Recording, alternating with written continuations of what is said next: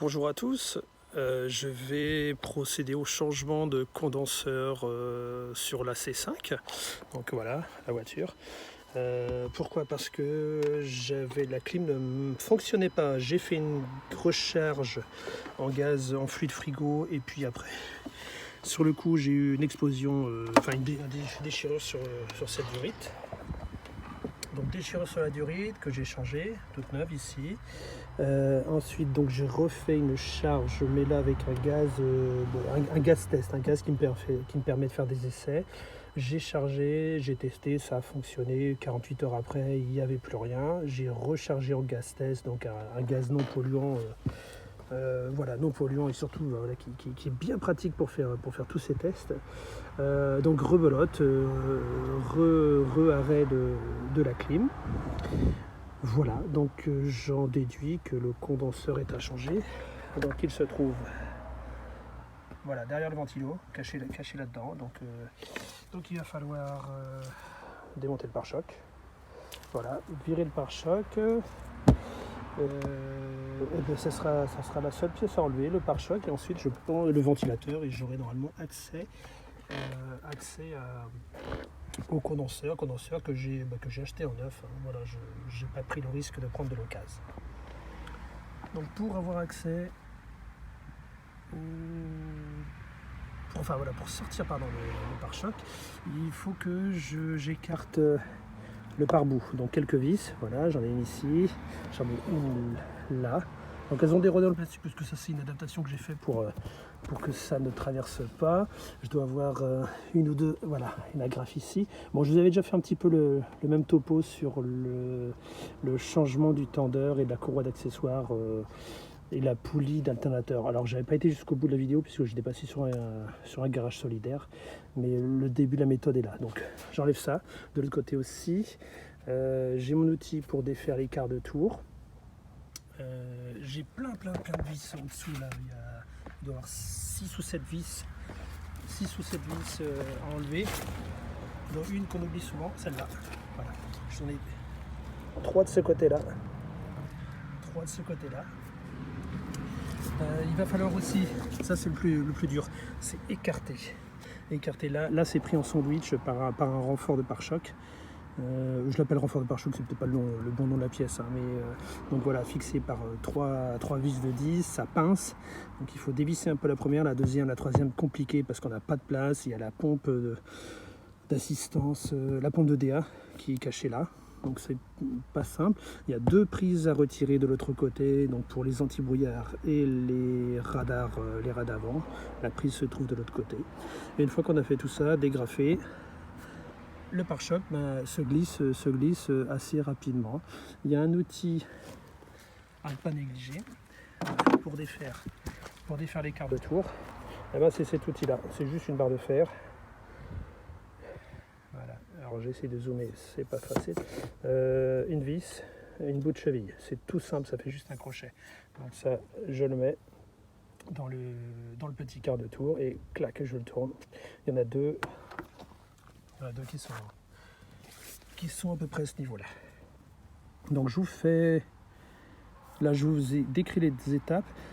Je vais sortir les outils et puis on va le faire ensemble. Alors me voilà prêt à dévisser. Donc petit cliquet pour passer à cet endroit-là. C'est même un petit peu juste. Bon, je pouvais retirer la roue, mais ça augmente un peu le travail, et j'avais pas envie, surtout qu'il faut le faire des deux côtés. Mais c'est arrivé de ne défaire qu'un côté. Ça m'est arrivé de défaire une roue et ensuite de faire le feignant avec l'autre côté. Je crois que je vais faire la même chose. On va se débrouiller comme ça. Donc voilà, et ça c'est la rondelle en plastique que j'ai dans une petite boîte pour y ranger tout ça.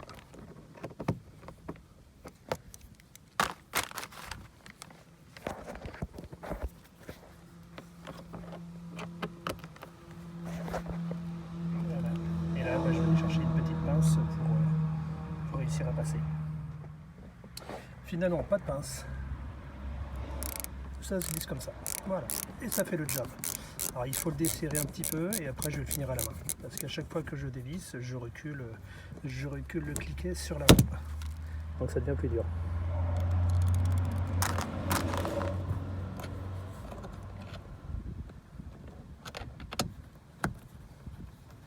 Voilà, et ça se finit tout simplement. Je les avais démontés, j'avais repeint toutes les attaches, les vis aussi, et mis un petit peu de graisse sur chaque vis pour pouvoir justement faire un démontage, faire un petit démontage. Voilà. Donc là j'ai la rondelle qui glisse dessus parce qu'elle n'est pas d'origine, j'ai une vis qui avait cassé, donc je l'ai remplacée. Bon, petit complément d'info, j'ai pas enlevé les agrafes, juste les deux vis, ça écarte, et avec ça c'est normalement suffisant pour aller sur les petits verrouillages qu'on ne voit pas, ils sont au fond pourtant. Ah, ils sont juste au-dessus.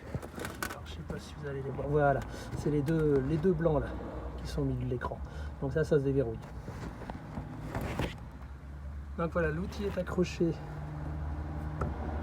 Hop, et je tourne un quart de tour et ça normalement ça suffit. Après il faut réussir à le sortir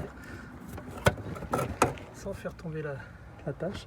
Alors je l'ai peut-être, je sais plus si je peux faire de haut vers le bas, donc voilà, là vous l'avez vu, je l'ai mis, je l'enlève, voilà, et bien ça marche beaucoup mieux de ce sens là. Donc je fais le deuxième. Je viens de déverrouiller le second à l'instant, donc assez difficile à poser sur le petit crochet. Voilà, ma pièce, mon outil n'est pas forcément le meilleur. Donc voilà, je pense que la tête est un peu large. Donc si vous le refaites, faites-le plus fin ici, même si... Alors l'outil officiel, c'est un fil de fer un peu épais, bien tordu. Les plans existent hein, sur le net. Donc avec la douille de 10 longue d'une petite rallonge de mini cliquet, je vais aller chercher un écrou par là. Alors il y en a 3. Je vous mets au défi de sortir les 3. Les 3 qui se cachent sur le renfort du pare-choc. C'est une vraie difficulté. Enfin, voilà, c'est très difficile d'aller les prendre. Donc il faut desserrer un petit peu. Moi j'en desserre souvent voire un tout petit peu le deuxième. Et après je tire sur le pare-choc. C'est pas terrible, mais c'est le seul moyen de le dégrafer. Et je passe aussi un outil en plastique, une petite carte en plastique entre la jonction du pare-choc et de l'aile. Je vous montrerai ça. Donc j'ai desserré, on voit ça a pris du jeu ici. Donc je vais glisser une carte en plastique pour faire sauter le verrou. Alors c'est pas parce que je dis que je vais le faire que je vais réussir à le faire facilement. C'est loin d'être simple. C'est loin d'être simple quand même. Donc voilà.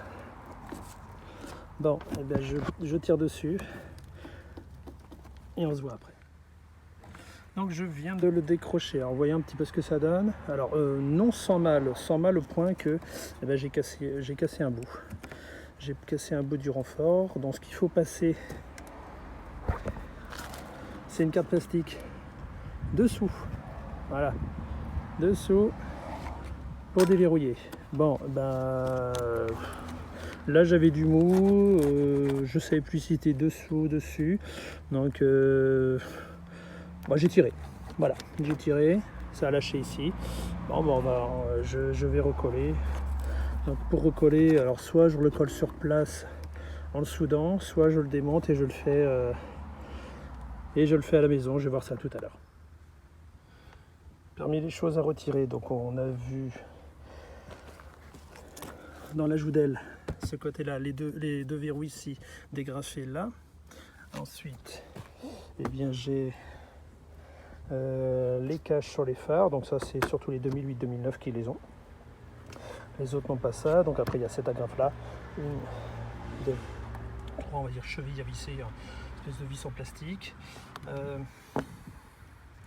Les tuyaux à dégrafer, ils sont normalement attachés dessous et à débrancher. Voilà. Pour retirer cela, tout simple, un embout de torx de 30 et on y va gentiment, on tourne et on tire.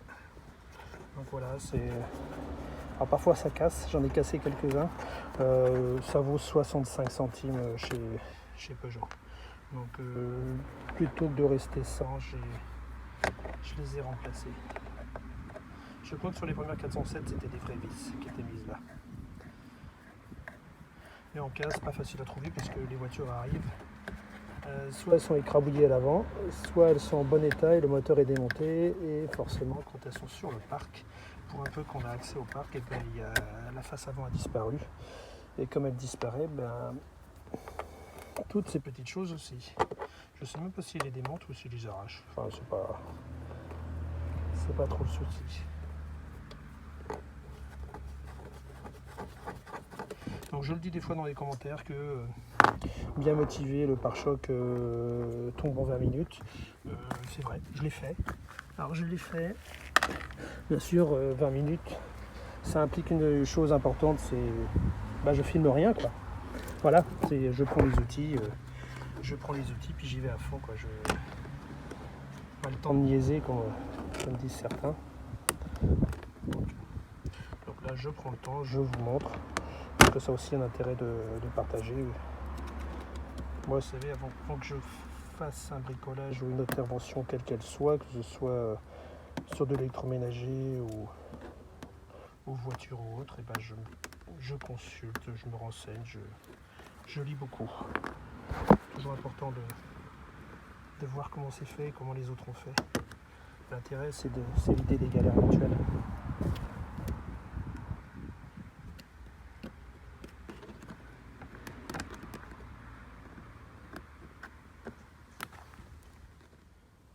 Les 6 agrafes sont retirées.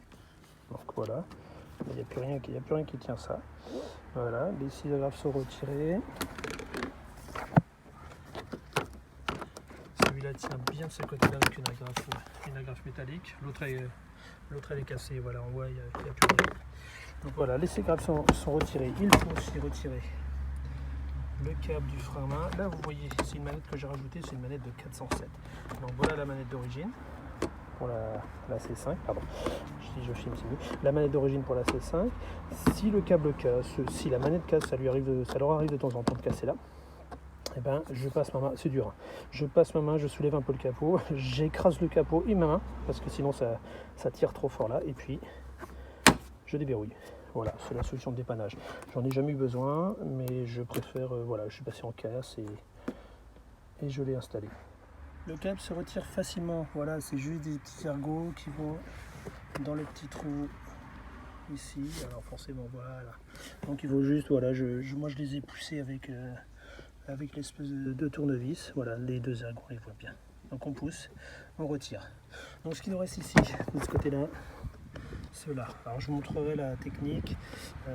Petite clé à fourche pour bien écraser, pour pousser, voilà, il faut pousser ces deux petits verrous et retirer le tuyau. Donc je pousse avec une clé à fourche, je vais envoyer les deux en même temps et je retire le tuyau. Voilà. Donc c'est inutile de prendre une clé à fourche en appuyant un petit peu avec les doigts et en tirant, le tuyau se déboîte. Donc je vous montre ça. Juste après, je ne vais pas pouvoir faire l'opération tout en maintenant le téléphone. Voilà les deux tuyaux déposés. Donc ici, eh bien, qu'est-ce qu'il me reste pour les tenir? Les 3 vis à droite, oui, 3 vis à gauche, non ça c'est la droite, pardon. 3 vis à droite, 3 vis à gauche, les deux verrous, le renfort ici clipsé, les deux prises anti-brouillard, clignotant et radar. Donc les vis, première vis c'était là. Première, deuxième et la troisième. La troisième sera là.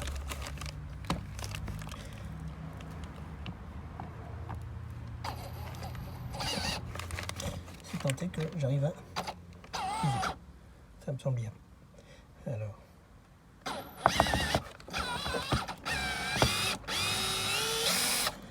Voilà.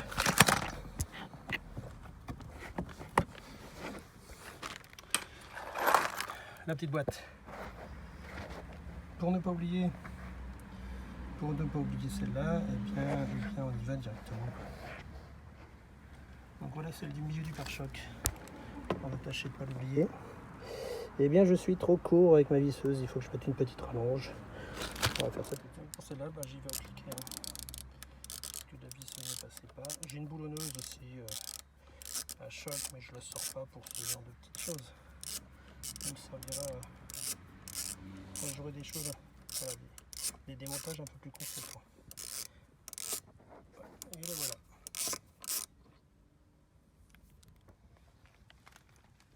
Dans la boîte avec les autres. Donc ici la même chose, une vis, deux vis, je vais écarter, desserrer les vis de 10, virer voilà, les deux verrous ici, déverrouiller les deux verrous, retirer les prises qui sont là, mais ça je vais vous filmer, voilà, parce que ce qu'on a déjà fait d'un côté je le fais, je vous montre pas, mais là je vous montrerai où sont les prises.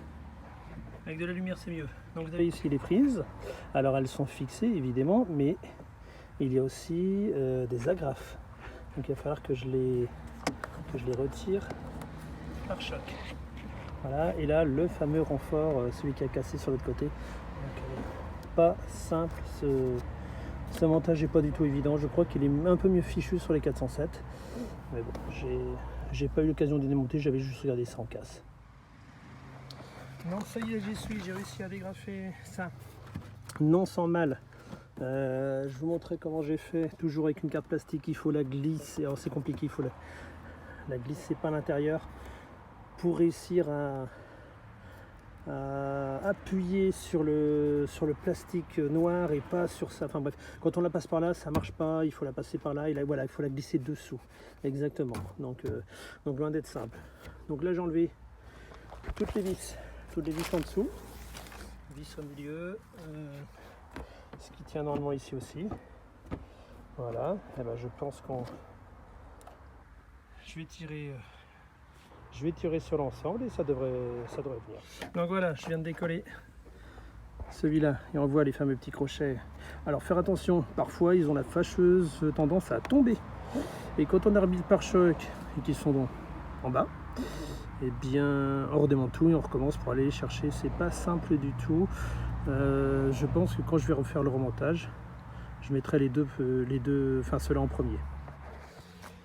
Donc on en est à sortir celui-là, voilà, allez, je tire un peu par là, ça a bougé, on va tirer un petit peu dessous aussi, voilà, c'est dégrafé, ça se dégrafe bien, voilà, il est plus tenu, voilà, là il est complètement déboîté. Alors, eh bien je pose tout ça et je le mets par terre. Donc nous voilà devant le chantier, il va falloir s'occuper du condenseur qui est derrière. Donc il n'est pas bon, il est pas très beau, il n'est pas très beau. L'échangeur est encore pire, je trouve. Donc, voilà, dans les choses à voir, ben, je crois qu'il y a un petit peu de démontage à faire pour y accéder. Un peu de démontage pour y accéder. On va regarder ça tranquillement. Ici vous avez les relais pour la commande petite vitesse, grande vitesse, et c'est dans le moteur que tout se fait. Il y a un hacheur, enfin il y a un signal qui sort du calculateur qui va dans le moteur et qui module la vitesse. Voilà. Donc ça c'est bon à savoir. Qu'est-ce que je peux vous montrer? Les connecteurs qui étaient ici. Donc la petite agrafe qui était collée au pare-choc, cette prise qui s'enlève facilement. Celle-là, elle est verrouillée avec l'autre sur le bord du pare-choc. Là, ben, on a le klaxon. Le klaxon, ça c'est le fameux renfort, celui qui casse bien les pieds. Ben, je m'aperçois que là, j'ai des choses qui ne sont pas forcément bien tenues. Je pense que je me suis trompé dans les attaches. Donc cette attache-là, et celle-là est vide. Donc ça doit aller là. Moi je remettrai les fils en place correctement. C'est qu'à chaque fois qu'on monte et qu'on démonte, bah, des fois il y a des petites surprises. Les phares sont tenus par là. Donc là, 2, 2. Et troisième fixation ici. Alors là j'ai une fixation, j'ai un trou, je sais pas à quoi ça sert. Là aussi, j'ai comme l'impression qu'il me manque quelque chose, j'en sais rien. J'ai jamais fait gaffe, faudrait que j'aille voir sur les plans. Si quelqu'un a l'info, je prends. Donc voilà, là j'avais démonté pour vernis les phares. Bon là ils sont très très sales, mais ça avait fait le job.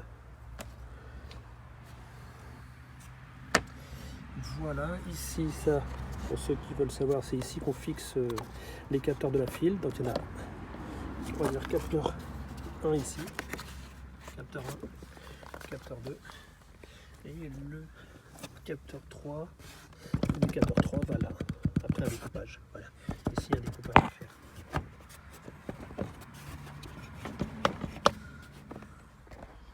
Maintenant que le radiateur, le pare-choc est déposé, il va falloir que je récupère le condenseur qui est caché là, donc derrière le radiateur de chauffage.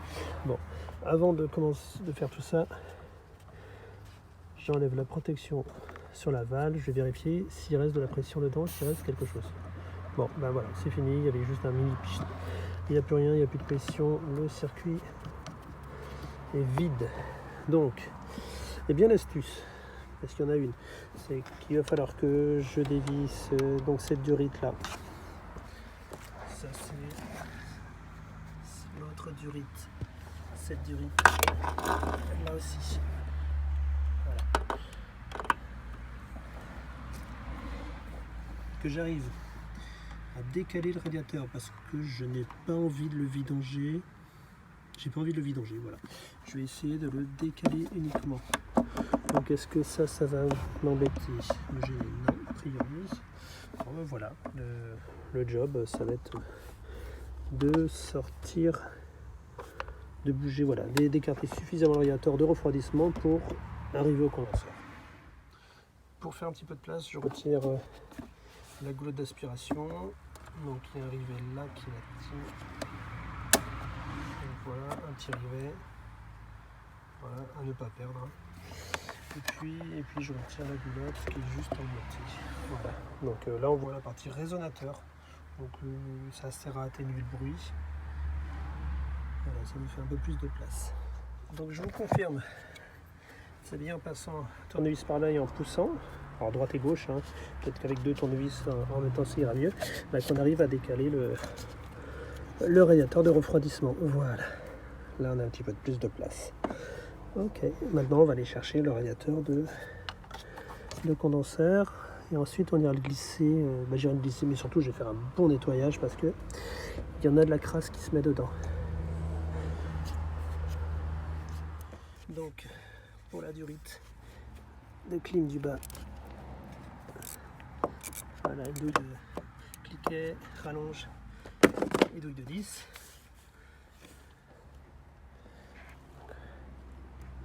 On voit pas grand chose, c'est bien caché par les mains. Voilà. Bon, elle tient bien. Elle semble bien tenir. Donc j'ai défait quelques filets.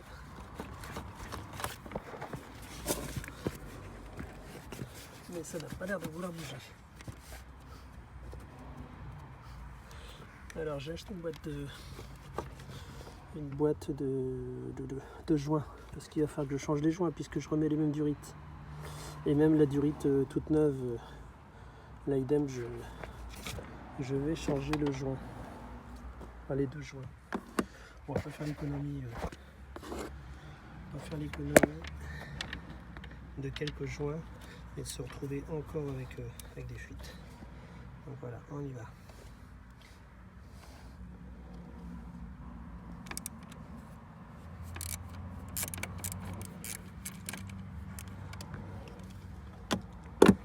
Je ne vais pas jusqu'au bout.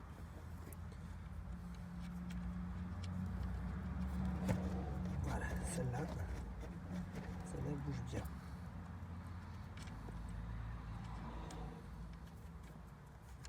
Le micro tient toujours. Voilà. La bride est complètement libre.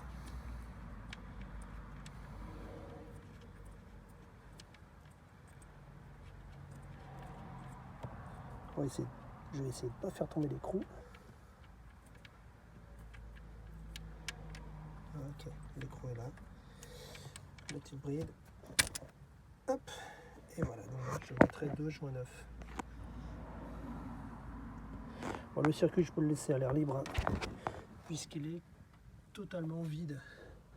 Et que je change le condenseur avec la bouteille déshydrateur. Donc c'est vraiment pas grave. Si c'était juste une intervention et que je devais garder le condenseur, bah, j'aurais mis des bouchons. Pour justement éviter de faire entrer trop d'humidité dans le circuit. Bon, eh bien, je vais m'attaquer à celui-là. Ça va être moins simple. Voilà, je ne vous montre pas forcément l'opération, ça va pas être très intéressant. La solution pour sortir cette durite, eh ben, finalement elle est très simple. Vous avez ici donc l'écrou de 10 et là vous avez une Torx. Je ne suis pas sûr que vous voyez, c'est un peu, la mise au point n'est pas facile. Voilà, on doit mise au point au fond, voilà. Et vous avez, c'est beaucoup mieux sur les doigts. Vous avez ici un Torx, donc c'est un Torx, il faut une douille femelle Torx de 5. Et je dévisse, et en dévissant, magie, la durite bouge. Donc ça c'est cool. Allez, je récupère l'écrou, je sors le. Alors joie et bonheur de courte durée. Je sais pas si c'est visible, voilà. Enfin, je crois que la durite est cassée à l'intérieur. Je vais sortir le condenseur, on va regarder, mais là j'ai 2 mm, l'embout fait juste 2 mm. Je pourrais jamais y mettre de joint, donc je pense qu'elle est cassée.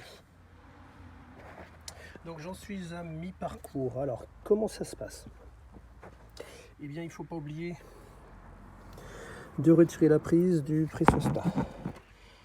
Prise qui est par là. Bon, vous ne la voyez pas. Je la manœuvre quand même. Tac, voilà, au moins ça c'est dégagé. Ensuite, il faut bien pousser sur le radiateur, mais vraiment bien fort. Et il bloque aussi dans la boîte à air, dans le coin de la boîte à air. Donc voilà, cet endroit-là, ça coince fort. Donc il faut pousser aussi sur la boîte à air. Enfin, il faut jouer sur toutes les pièces. Voilà. On joue, on tire, on pousse, on force un peu. Et puis ça vient doucement, mais ça vient. Voilà. Bon, ben je le sors et je vous montre ça. Donc voilà l'animal. Correctement pourri, usé, fin mort, voilà, c'est tout oxydé. Donc ça je démonte, je récupère, et c'est là effectivement la durite s'est cassée à l'intérieur, donc c'est indémontable. Bon bah à savoir, hein, si vous faites un changement de condenseur, grande chance que vous allez devoir aussi changer les durites.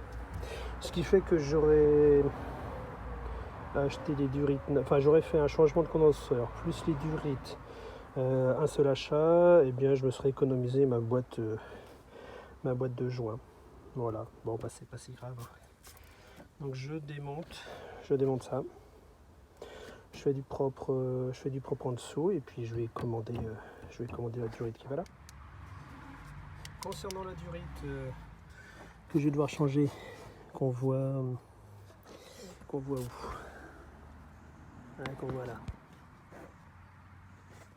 Je l'éclaire. Donc cette durite qu'on voit ici, eh bien il va falloir que je suive son chemin. Elle doit passer derrière le passage de roue. Pour aller je ne sais où, il va falloir que je la débranche. Donc ça va être un petit boulot. Auquel je m'attendais pas. J'avais pas forcément une grosse envie d'y aller. Hein. Mais bon, je crois que j'ai pas le choix. Je n'ai pas le choix. Donc il doit y avoir un raccord métal caoutchouc, quelque chose qui s'emboîte, voilà. Bon, on va essayer de trouver ça. On va surtout regarder les docs techniques. Donc là il y a pas mal de crasse. Hein. Est-ce que vous allez voir quelque chose? Alors, là on voit pas grand chose, mais c'est quand même plein de terre, voilà, plein de terre, plein de feuilles. Donc là, avec une clé de 14, je desserre le pressostat.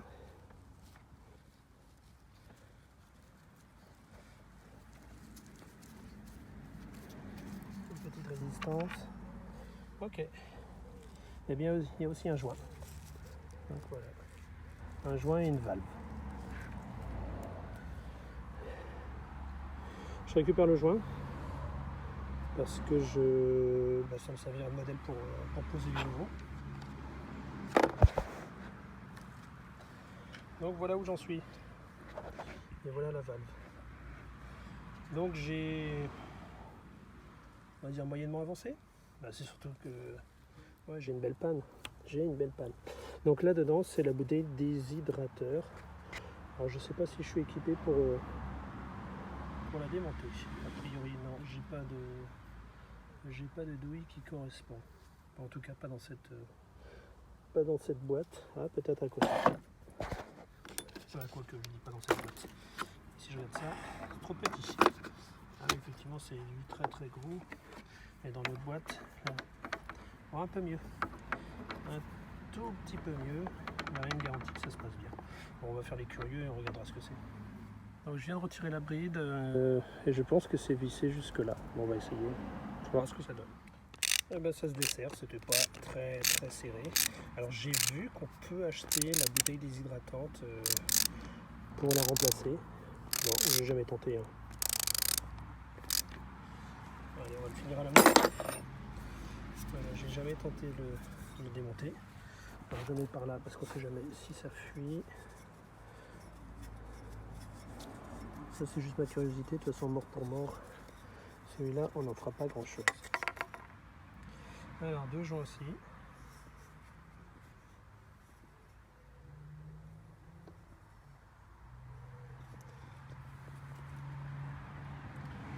Qu'est-ce qu'il y a au fond?